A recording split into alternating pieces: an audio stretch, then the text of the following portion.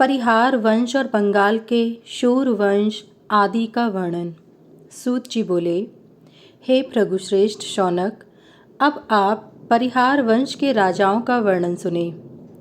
अथर्ववेद वेदता परिहार ने सभी बौद्धों को जीतकर सर्वशक्तिमयी देवी की श्रद्धापूर्वक आराधना की।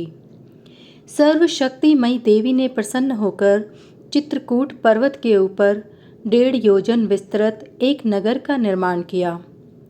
देवताओं के प्रिय इस नगर में कली को बंदी बना लिया गया था और यहाँ कली का कभी प्रवेश नहीं होता। इसलिए यह नगर कलिंजर नाम से इस पृथ्वी पर प्रसिद्ध हुआ। परिहार ने उस कलिंजर नाम के नगर में 12 वर्षों तक राज्य किया। उसका पुत्र गौरवर्मा हुआ। गौरवर्मा ने अपने पिता के समान ही राज्य किया। उसने प्रसन्नतापूर्वक अपने छोटे भाई घोरवर्मा को कलिंजर का राज्य सौंप दिया। अनंतर वह गौड़ देश में चला आया और वहाँ राज्य करने लगा। गौरवर्मा का पुत्र सुपर्ण अपने पिता के बाद वहाँ का राजा हुआ। उसका पुत्र रूपण हुआ और रूपण का पुत्र कारवर्मा हुआ। इधर शक नाम के राजा ने महालक्ष्मी सनातनी देवी की आराधना की। 3 वर्ष के अंत में उस देवी ने कामाक्षी का रूप धारण कर अपने भक्त का पालन करने के लिए वहाँ निवास किया। कामवर्मा ने 50 वर्ष तक राज्य किया। कामवर्मा के भोगवर्मा नाम का पुत्र और भोगवती नाम की कन्या उत्पन्न हुई।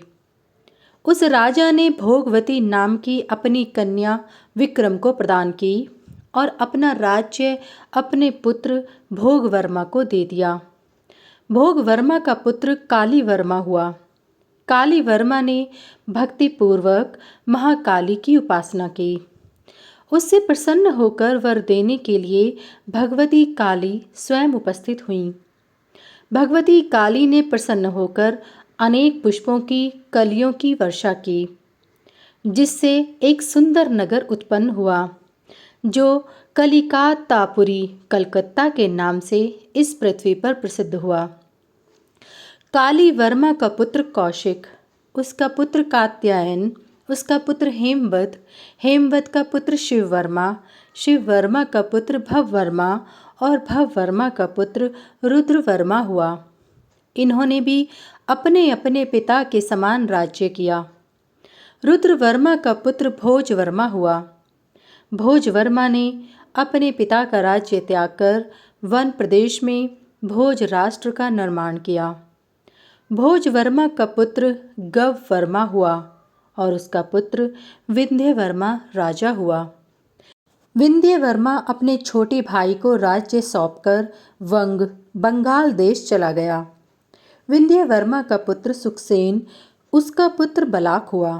बलाक ने 10 वर्ष तक राज्य किया और उसका पुत्र लक्ष्मण सेन, उसका पुत्र माधव, उसका पुत्र वेशव और वेशव का पुत्र सुरसेन हुआ। सुरसेन का पुत्र नारायण और नारायण का पुत्र शांतिवर्मा हुआ। शांतिवर्मा ने गंगा के किनारे शांतिपुर नामक एक नगर बसाया और वह वहाँ रहने लगा। शांतिवर्मा का पुत्र नदीवर्मा हुआ और उसका पुत्र महान बलवान गंगादत्त हुआ। उसने गौड़ ढाका राष्ट्र की और जाने वाली दिशा में नदिया नामक एक रम्य नगरी बसाई। गंगादत्त ने एक विशेषज्ञ विद्याधर को बुलाया। उसी के द्वारा यह वेदपरायण पुरी नदिया रक्षित थी। राजा गंगादत्त ने 20 वर्ष तक वहाँ राज्य किया। तभी से उसके कुल में उत्पन्न होने वाले गंगावंशी इस पृथ्वी पर प्रसिद्ध हुए। गंगादत्त का शारंग देव नामक एक महाबली और विष्णु भक्त पुत्र हुआ। वह शारंग देव गौड़ देश में जाकर श्री हरि के ध्यान में तल्लीन हो गया। शारंग देव ने 10 वर्ष तक राज्य किया और उसका पुत्र गंगादेव हुआ। 20 वर्ष तक उसने राज्य किया। गंगादेव का पुत्र अनंग राजा हुआ। बलवान अनंग गौड़ देश का महीपति हुआ। पिता के समान उसने भी राज्य किया। अनंग का पुत्र राजेश्वर, उसका पुत्र नरसिंह और उसका पुत्र कलिवर्मा हुआ।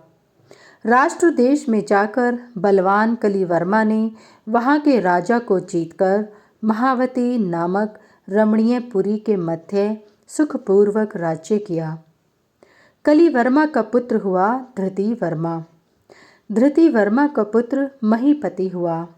जयचंद्र की आज्ञा से राजा महीपति ने उर्वी माया उर्विया नाम से एक प्रसिद्ध नगरी का निर्माण किया और वहाँ पर निवास करने लगा। कुरुक्षेत्र में सभी चंद्रवंशीय क्षत्रिय राजा मारे गए। तब महीपति महावती का राजा हुआ। 20 वर्ष तक महीपति ने राज्य किया। अनंतर सहोदीन के द्वारा सुयोधन के कलांश से उत्पन्न जो राजा थे वे सभी कुरुक्षेत्र में मारे गए। परिहार के पुत्र घोरवर्मा ने कलिंजर में राज्य किया।